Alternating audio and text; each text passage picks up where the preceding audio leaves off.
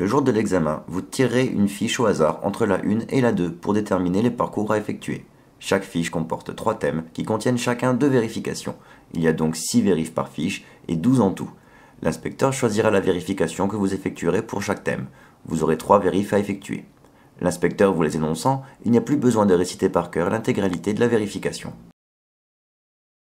Fiche 1.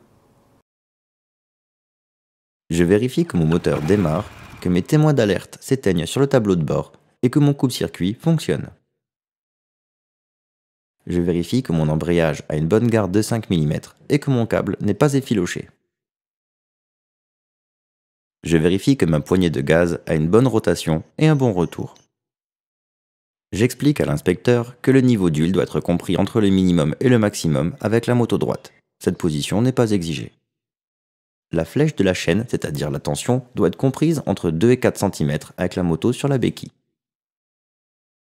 Je mets le contact, je démarre la moto pour allumer les feux de position et le feu de croisement. J'appuie sur le commutateur pour passer en feu de route et je vois que l'ensemble de mes feux de position, croisement et route fonctionne et n'est pas abîmé.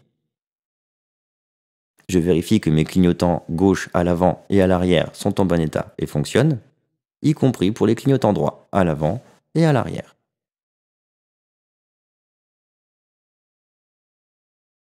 Fiche 2.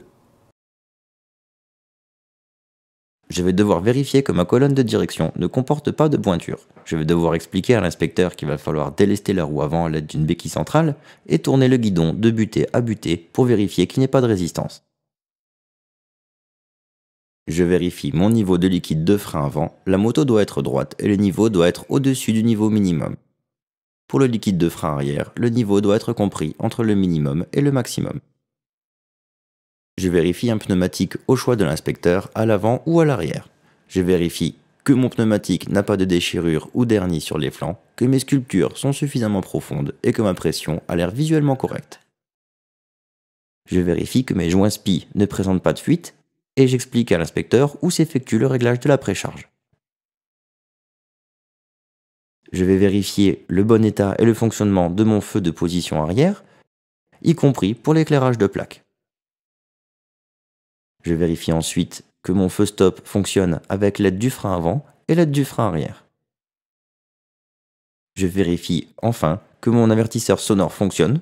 Pour ce faire, je l'actionne. Je vérifie que j'ai bien 2 rétroviseurs, qu'ils sont bien fixés et en bon état.